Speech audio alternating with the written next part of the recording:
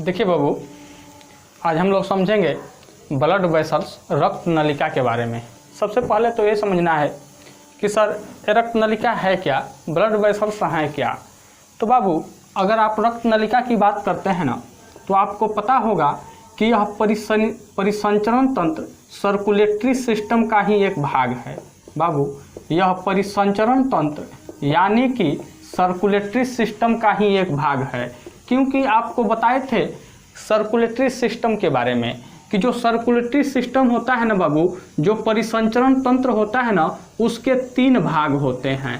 पहला हमने बताया था आपको कि रक्त होता है, दूसरा रक्त वाहिकाएं या रक्त नलिकाएं होती हैं, और तीसरा जो होता है वो हृदय हार्ट होता है। तो बाबू अगर बात किया जाए इस ब्लड वेसल्स के बारे में, रक्त नलिका के बारे में, तो यह भी परिसंचरण तंत्र का ही एक भाग है। अगर बात किया जाए कि सर ये रक्त नलिकाएं होती कैसी हैं, तो बाबू अगर देखा जाए तो ये एक ट्यूब के समान होती हैं, एक नलिका के समान संरचनाएं होती हैं। यह बाबू एक नलिका के समान संरचना होती है।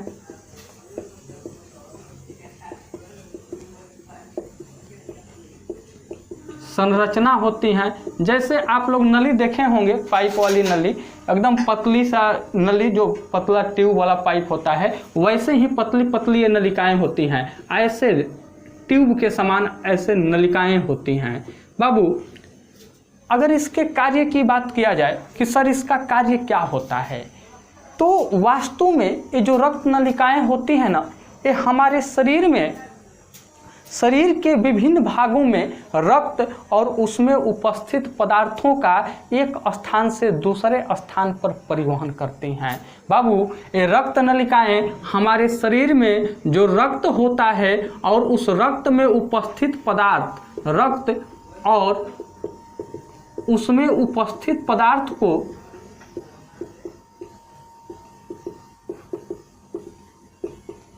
उपस्थित पदार्थ का मतलब क्या हो जाएगा बाबू, रक्त में कौन कौन से पदार्थ उपस्थित होते हैं, तो ऑक्सीजन हो गया सर, कार्बन डाइऑक्साइड हो गया, इसके अलावा पोषक तत्व हो गए, क्या हो गया बाबू, पोषक तत्व हो गया, इसके अलावा वेस्ट मटेरियल, वर्ज्य पदार्थ हो गए। तो इन सभी पदार्थों का परिवहन शरीर के एक भाग से दूसरे भाग में करती है, शरीर के एक भाग से दूसरे भाग में करती है। जैसे एग्जाम्पल के तौर पर आपको देखना होगा, तो बाबू मान लीजिए कि ये रक्त नलिकाएं ही होती हैं जो रक्त को हृदय से कहाँ लेकर के जाती हैं, विभिन्न अंगों में, वापस विभिन्न अंगों से रक्त को लेकर के कहाँ जाती हैं, हृदय के पास। तो वास्तव में इस रक्त नलिका के द्वारा बाबू रक्त यानी कि रुधिर और उसमें उपस्थित पदार्थ को शरीर के एक भाग से दूसरे भाग में क्या किया जाता है, परिवहन किया जाता है। हमारे शरीर में रक्त का परिवहन करने वाली ये जो रक्त नलिकाएं होती हैं, जो ब्लड वेसल्स होते हैं, यह मुख्य रूप से 3 प्रकार की होती हैं। बाबू जो रक्त नलिकाएं हैं, जो ब्लड वेसल्स हैं, ये 3 प्रकार की होती हैं। पहला होता है धमनी, दूसरा होता है बाबू शिरा, और तीसरा होता है कैपिलरीज यानी कि केशिका। तो याद रखेंगे कि जो हमारा ब्लड वेसल्स होता है, जो रक्त नलिकाएं होती हैं, वह 3 टाइप की होती हैं। सर पहला होता है आर्टरी यानी कि धमनी, दूसरा वेन्स यानी कि शिरा, और तीसरा कैपिलरीज यानी कि केशिका होती है। अब एक एक करके समझेंगे कि सर आर्टरी यानी कि धमनी क्या होती है, शिरा क्या होता है, केशिका क्या होती है, कैपिलरीज क्या होती हैं। तो सबसे पहले बाबू हम समझते हैं इस धमनी के बारे में कि सर धमनी क्या होती है। अगर आप धमनी की बात करते हैं, तो धमनी बाबू जो होती है ना, वो हमारे शरीर में लाल रंग की दिखाई देती है। धमनी का जो कलर होता है वो कैसा होता है, लाल रंग का होता है। इसके अलावा अगर इस धमनी की बात किया जाए, तो बाबू ये धमनी हमारे शरीर के गहराई में उपस्थित होती है। धमनी कहाँ होती है, शरीर के गहराई में उपस्थित होती है, गहराई में उपस्थित होती है। इसके अलावा अगर धमनी की बात किया जाए, तो जो धमनी होती है ना बाबू, उसमें शुद्ध रक्त यानी कि ऑक्सीजन युक्त रक्त प्रवाहित होते हैं। शुद्ध रक्त यानी कि ऑक्सीजन युक्त रक्त प्रवाहित होते हैं। अगर बात किया जाए कि सर ये धमनी हमारे शरीर में रक्त को कहाँ लेकर के जाती है, तो बाबू यह याद रखिएगा कि जो धमनी होती है वह रुधिर यानी रक्त को हृदय से शरीर के अंगों तक रक्त को लेकर के जाती है। एक बात बताइए कि हृदय रक्त को क्या करता है, पंप करता है, यानी रक्त को फेंकता है। आप किसी पाइप को ले लीजिए, अपने मुंह में लगा करके जोर से फेंकिए, ऐसे मुंह बाहर की तरफ उस पानी को फेंकिए, पानी क्या करेगा, बहुत प्रेशर के साथ जाएगा, उसका दाब क्या होगा, बहुत ज़्यादा होगा। तो बाबू चूंकि ये जो धमनी होती है ना, ये रक्त को हृदय से अंगों की तरफ लेकर के जाती है, यानी कि हर इस रक्त को धमनी में क्या करता है, पंप करता है, जिस वजह से रक्त क्या होता है, उच्च दाब से प्रवाहित होता है। तो याद रखेंगे कि धमनी में जो रक्त होता है ना, वह उच्च दाब पर प्रवाहित होता है। बाबू धमनी में रक्त उच्च दाब से प्रवाहित होता है। इसी कारण अगर उच्च दाब से प्रवाहित हो रहा है, और ये बताइए कि अगर ये धमनी जिसकी बनी हुई है पेशियों की, अगर वो पेशियां कमज़ोर हों तो पेशियां क्या हो जाएंगी, फट जाएंगी। तो बाबू इस उच्च दाब को सहन करने के लिए जो धमनी होती है ना, वह मोटी पेशियों की बनी होती हैं। यह मोटी पेशियों की बनी होती हैं। इसके अलावा यह काफ़ी लचीला होता है। बाबू धमनी काफ़ी लचीला होता है ताकि यह प्रेशर को क्या कर दे, मैनेज कर ले। इसके अलावा इसकी जो दीवारें होती है ना, वह सिकुड़ती हैं और फैलती हैं, यानी कि उसमें सिकुड़ाव और फैलाव दोनों पाया जाता है, जिस वजह से अगर रक्त का दाब बाबू ज़्यादा होगा तो धमनी की दीवार क्या हो जाती हैं, फैल जाती हैं, और इस प्रेशर को क्या कर लेती हैं, मेंटेन कर लेती हैं। तो याद रखेंगे कि जो धमनी होती है इसकी दीवार मोटी और मोटी पेशियों की बनी होती हैं, और वह कैसा होता है, लचीला होता है। एक बात और याद रखेंगे कि बाबू रक्त को ये धमनी में क्या किया जाता है, कंप्रेस किया जाता है, यानी ऐसे हृदय क्या करता है, उसको पंप करता है। जब पंप कर रहा है तो क्या रक्त वापस आ पाएगा, नहीं आ पाएगा, क्योंकि इधर से ढकेला जा रहा है। तो बाबू इस धमनी में किसी भी प्रकार का वाल्व नहीं पाए जाते हैं, वाल्व नहीं पाए जाते हैं। तो याद रखेंगे क्वेश्चन पूछता है कि निम्नलिखित में से किसमें वाल्व पाए जाते हैं, तो बाबू जो धमनी होती है उसमें किसी भी प्रकार के वाल्व नहीं पाए जाते हैं। इसके अलावा अगर मान लीजिए कि कभी धमनी में रक्त न हो और अगर धमनी पूर्णतः खाली हो जाए तो क्या धमनी की दीवारें पिचक जाएंगी? नहीं बाबू, अगर धमनी में रक्त खाली भी हो जाता है ना तो उसकी दीवारें आपस में चिपकती नहीं हैं। तो याद रखेंगे कि खाली धमनी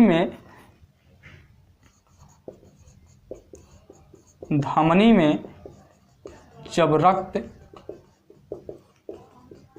नहीं होता तो उसकी दीवार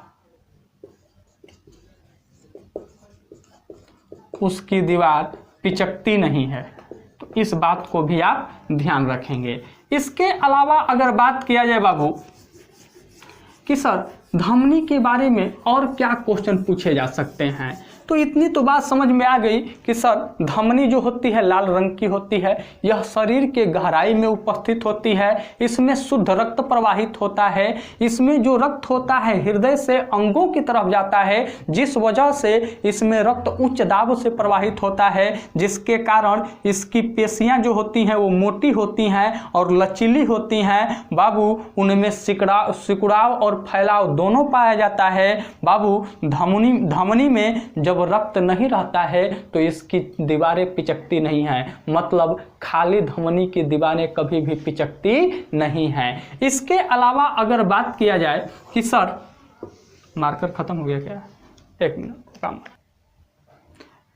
देखिए बाबू थोड़ा सा मार्कर इंक खत्म हो गया था, ध्यान देंगे। अब बता रहे थे आपको कि जो धमनी होती है ना, ध्यान रखेंगे कि सर सबसे बड़ी धमनी कौन सी होती है।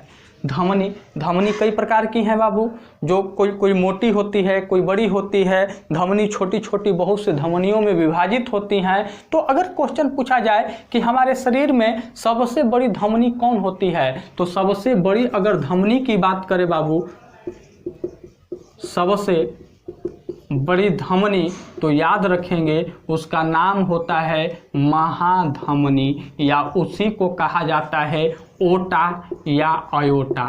उसी का नाम है ओटा या अयोटा। क्वेश्चन पूछता है कि सर जो महाधमनी है, जो ओटा या अयोटा है, यह किससे जुड़ी होती है। क्योंकि हमको तो पता है कि सर ये शुद्ध रक्त को प्रवाहित करती है। धमनी क्या करती है, शुद्ध रक्त को प्रवाहित करती है। जब शुद्ध रक्त को प्रवाहित कर रही है तो इतना तो कन्फर्म है कि सर हार्ट से तो जुड़ी हुई होगी, लेकिन हार्ट के किस भाग से जुड़ी होती है। तो याद रखेंगे बाबू, अगर हार्ट की बात किया जाए, छोटा सा हार्ट बना लेते हैं हम।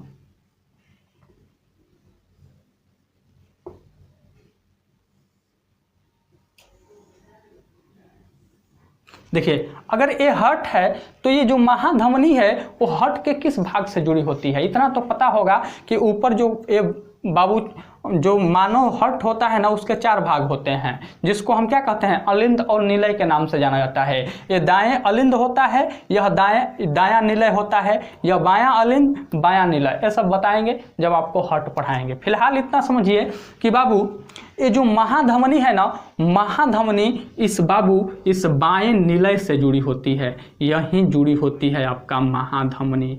और इसी महाधमनी से छोटे छोटे ऐसे बहुत सारी धमनियां निकलती हैं और रक्त को शरीर के विभिन्न भागों में क्या करती हैं, प्रवाहित कर देती हैं। तो याद रखेंगे कि सबसे बड़ी जो धमनी होती है वो महाधमनी होती है, जिसे ओटा या अयोटा के नाम से जानते हैं। लेकिन इतना तो आपको पता हो गया कि सर धमनी में शुद्ध रक्त प्रवाहित होता है। लेकिन एक बहुत ही प्यारा सा क्वेश्चन पूछा जाता है कि बताइए निम्नलिखित में से किस धमनी में अशुद्ध रक्त प्रवाहित होता है। तो वैसे तो सर पता है कि धमनी में क्या होता है, शुद्ध रक्त होता है, लेकिन इसके कुछ अपवाद भी होते हैं। जैसे नाम आप लोग सुने होंगे फुफ्फुसीय धमनी। बाबू फुफ्फुसीय धमनी ये ऐसी धमनी होती है ना जिसमें अशुद्ध रक्त प्रवाहित होता है। जितनी भी धमनियां होती हैं सब में शुद्ध रक्त यानी कि ऑक्सीजन युक्त रक्त प्रवाहित होता है। लेकिन जो फुफ्फुसीय धमनी होती है बाबू, इसमें अशुद्ध रक्त यानी कि CO2 युक्त रक्त प्रवाहित होता है। अगर क्वेश्चन पूछ ले कि सर फुफ्फुसीय धमनी हृदय के किस भाग से जुड़ी होती है, तो याद रखेंगे ये जो फुफ्फुसीय धमनी होती है बाबू, पुनः मैं बना लेता हूँ हट, या इसी में देख लीजिए फुफ्फुसीय धमनी जो होती है वह हृदय के इस भाग से जुड़ी होती है और इसका नाम क्या होता है, दायां निलय। दायां निलय से ऐसे जुड़ी हुई होती है और बाबू ये रक्त को क्या कहाँ लेकर के जाती है, ये रक्त को इस दायां निलय से फेफड़े में रक्त को लेकर के जाती है। 2 भाग में बटी होती है, दायां फुफ्फुसीय धमनी और बायां फुफ्फुसीय धमनी। और यहाँ से अशुद्ध रक्त को कहाँ लेकर के जाती है बाबू, फेफड़े के पास लेकर के जाती है। जब हृदय पढ़ाएंगे तो एक एक बात कंप्लीट पढ़ाएंगे उसमें, बस इतना अभी ध्यान रख लीजिए कि फुफ्फुसीय जो धमनी होती है वह हृदय के किस भाग से जुड़ी होती है और इसमें कैसा रक्त प्रवाहित होता है। तो ये आपके धमनी से कुछ इंपॉर्टेंट पॉइंट थे जो अक्सर एग्जाम में पूछे जाते हैं, तो इसको आप लोग अच्छा से ध्यान दीजिएगा। इसके बाद हम लोग समझते हैं शिरा के बारे में कि सर शिरा क्या होती है। तो आइए अब समझते हैं शिरा के बारे में। हम लोग देखिए बाबू, हम लोग समझते हैं शिरा वेन के बारे में कि सर शिरा क्या होता है। अगर बात करेंगे इस शिरा के बारे में तो सबसे पहली बात यही है कि बाबू इसका जो रंग होता है ना, हल्का नीले रंग की होती है, यह नीला कलर की होती है। अब दिमाग में प्रश्न आ रहा होगा कि सर चाहे कोई भी रक्त नलिका हो, सब में तो रक्त ही प्रवाहित होता है और सबका रंग लाल ही होता है रक्त का, तो ये बताइए कि इसका रंग नीला क्यों दिखाई देता है। तो बाबू इसका रीज़न है कि ये जो शिरा होती है ना, हमारे शरीर के ऊपरी सतह में पाई जाती है, लेकिन जो धमनी होती है वो कहाँ पाई जाती है? शरीर के गहराई में पाई जाती है। तो यह शरीर के ऊपरी सतह में पाई जाती है। अगर बात करेंगे ऊपरी सतह की, तो जो हमारा त्वचा होता है ना बाबू, उस त्वचा में एक पिगमेंट, पीले रंग का एक पिगमेंट पाया जाता है। तो बाबू वो पीला कलर का होता है और रक्त का रंग कैसा होता है? लाल। तो दोनों आपस में मिल करके कैसा दिखाई देते हैं? हल्का नीले कलर का दिखाई देते हैं। इसीलिए ये जो शिरा होती है, जो वेन होती है, वो हल्का नीला होता है और यह शरीर के ऊपरी सतह में प्रवाहित होती है। बाबू अगर बात किया जाए तो इसमें अशुद्ध रक्त कार्बन डाइऑक्साइड युक्त रक्त प्रवाहित होता है। अशुद्ध रक्त, या इसी को हम क्या कहते हैं?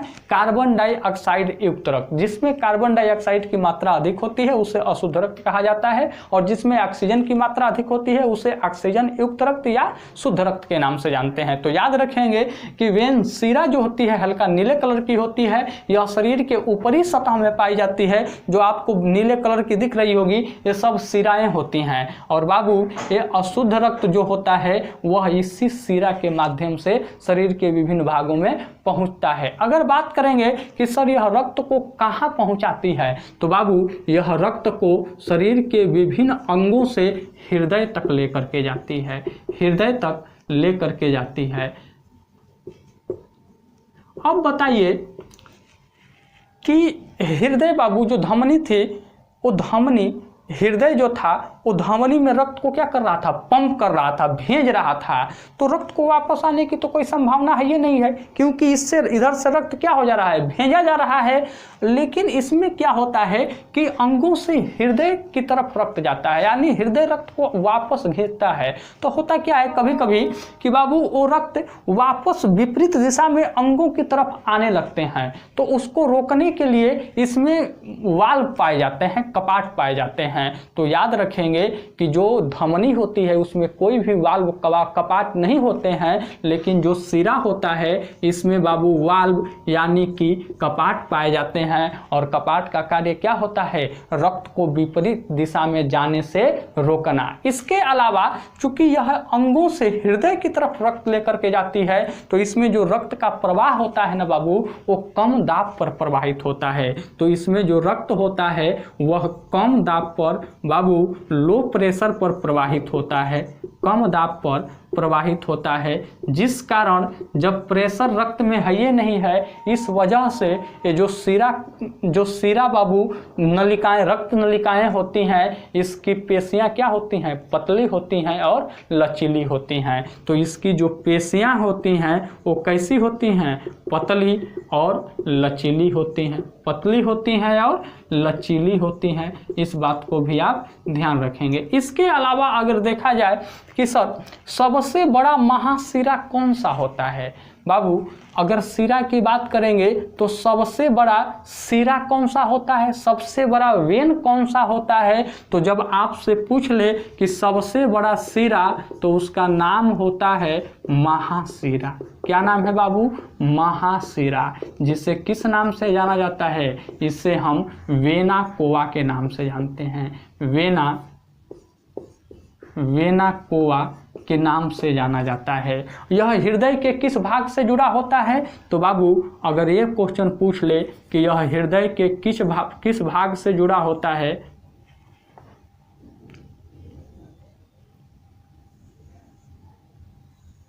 देखिए आपको तो इतना तो पता है कि सर इसमें कैसा रक्त प्रवाहित होता है? अशुद्ध रक्त प्रवाहित होता है। और अशुद्ध रक्त को ये कहाँ लेकर के जाता है? शरीर के विभिन्न अंगों से हृदय की तरफ। लेकिन यह हृदय के किस भाग से जुड़ा होता है? तो बाबू यह हृदय के दाएं अलिंद से जुड़ा होता है। यहाँ पे ऐसे जुड़ा होता है। ये महाशिरा भी दो प्रकार की होती हैं, एक ऊपरी होती है और एक निचली होती है। ऐसे दो महाशिरा या वेनकोवा जो होती हैं बाबू, शरीर के विभिन्न भागों से रक्त को ले जा करके दायां अलिंद में क्या करती हैं? एकत्रित कर देती हैं। तो याद रखेंगे कि जो शिरा होती है, सबसे बड़ा शिरा महाशिरा होती है, जिसे वेना कोवा के नाम से जानते हैं। यह हृदय के किस भाग से जुड़ी होती है? दायां अलिंद से जुड़ी होती है। लेकिन इसके एक अपवाद भी होते हैं बाबू। अभी आपको हमने बताया कि शिरा में अशुद्ध रक्त होता है, लेकिन बाबू अगर आपसे पूछा जाए कि कौन सी शिरा होती है जिसमें शुद्ध रक्त प्रवाहित होता है, तो याद रखेंगे अपवाद के रूप में कि जो फुफ्फुसीय शिरा होती है, इसमें कैसा रक्त प्रवाहित होता है, तो बाबू शुद्ध रक्त प्रवाहित होता है। अगर क्वेश्चन पूछ ले कि सर ये फुफ्फुसीय शिरा हृदय के किस भाग से जुड़ी होती है, तो ध्यान रखेंगे बाबू, अगर बात किया जाए तो यहीं मैं बना देता हूँ, जो ऊपर वाला भाग क्या होता है, अलिंद, नीचे वाला निलय। तो बाबू ये दायां अलिंद हो गया, तो ये क्या हो गया, बायां अलिंद हो गया। तो ये जो फुफ्फुसीय शिरा होती है ना, ये बाएं अलिंद से जुड़ी होती है। ऐसे फेफड़ों से रक्त को लेकर के कहाँ चली जाती है, बायां अलिंद में। तो यह यहाँ बायां अलिंद से जुड़ी होती है, इस बात को आप ध्यान रखेंगे। तो यह हृदय के बाएं अलिंद से जुड़ी होती है। तो ये सब छोटे छोटे पॉइंट थे आपके धमनी और शिरा में, जिससे क्वेश्चन लगभग छोटे छोटे बन जाते हैं। तो इन सब पॉइंटों को आप ध्यान देंगे। अगला है बाबू केशिका, कैपिलरीज के बारे में। तो हल्का सा हम लोग समझ लेते हैं कि कैपिलरीज क्या होती हैं। देखिए बाबू, केशिका कैपिलरी बहुत ही आसान है। देखिए होता क्या है कि ये जो केशिका है ना, ये बहुत ही पतली नलिका होती है। सबसे पहली बात है कि यह पतली नलिका होती है। और सर इसमें कैसा रक्त प्रवाहित होता है, तो इसमें बाबू मिश्रित रक्त प्रवाहित होता है। मिश्रित रक्त का मतलब ऑक्सीजन युक्त रक्त भी और ऑक्सीजन युक्त और कार्बन डाइऑक्साइड युक्त रक्त दोनों प्रवाहित होते हैं। होता क्या है, दोनों प्रवाहित होते हैं। बाबू होता क्या है कि ये जो केशिका है ना, इसका मुख्य कार्य होता है धमनी से शिरा को जोड़ना। यह बाबू जो धमनी होती है ना, धमनी को शिरा से जोड़ने का कार्य करती है। जैसे मान लीजिए हृदय से रक्त आ रहा है, तो जब हृदय से रक्त आता है ना, तो सबसे पहले धमनी से कहाँ प्रवेश करता है, वो केशिका में। और ये केशिका उस रक्त को कहाँ लेकर के चली जाती है, उत्तक के पास। और वापस उत्तक से जो रक्त होता है बाबू, इसी केशिका में पहले आता है कार्बन डाइऑक्साइड युक्त रक्त, और इस केशिका के माध्यम से कहाँ चला जाता है, शिरा में चला जाता है। तो ये दोनों तरफ से जुड़ी हुई होती है। एक तरफ जैसे मान लीजिए ये आपका हो गया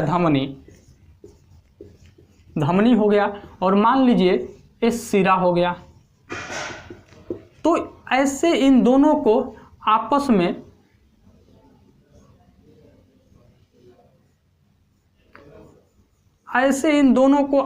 में ऐसे जोड़ने का कार्य करती है। अब यहाँ से जो शुद्ध रक्त आया वो इसमें प्रवेश करेगा।